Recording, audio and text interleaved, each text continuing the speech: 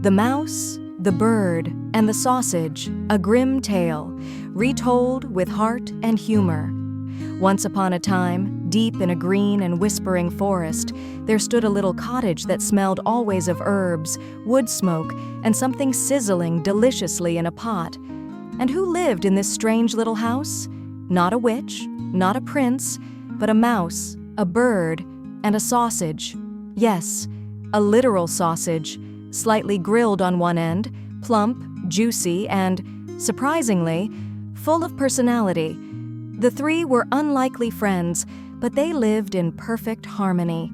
Every morning, the bird flew off into the woods to fetch firewood.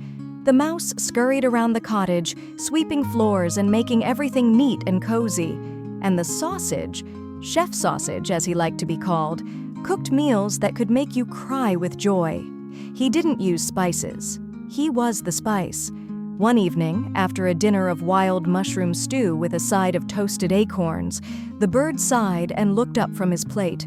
"I'm tired, guys. Every day I go out and risk my tail feathers for firewood while Chef Sausage sings in the kitchen and Mouse dusts doilies. It's not fair." Mouse: But we each have our strengths, and, rolling in soup is dangerous too, right?" Chef Sausage: "I am the secret ingredient. I bring flavor, I bring warmth, I am the stew." "I just think we should switch roles, mix it up, share the burden." Chef Sausage blinked. "You want me to go into the forest, where there are wolves, foxes, barbecue enthusiasts?" "Just once, for fairness." Against his better judgment, Mouse agreed. And so the next morning they switched roles. Bird tied on an apron and tried to cook. Mouse organized a tiny axe to fetch wood, and Chef Sausage, with a brave little wobble, set off into the forest. He never came back.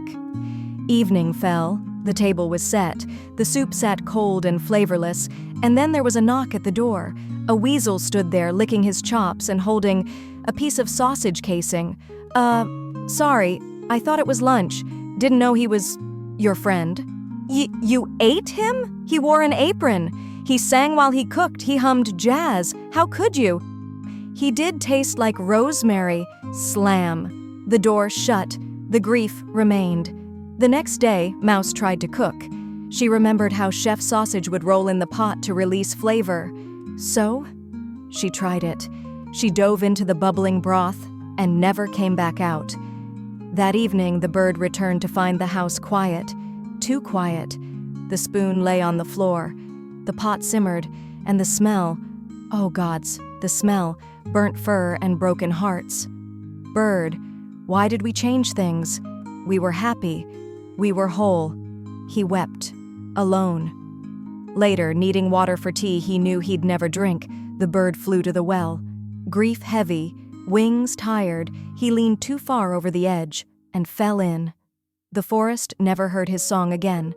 And that is the tale of the mouse, the bird, and the sausage. 3 unlikely friends, 3 simple roles, and one terrible idea to change everything. Moral of the story: don't fix what isn't broken.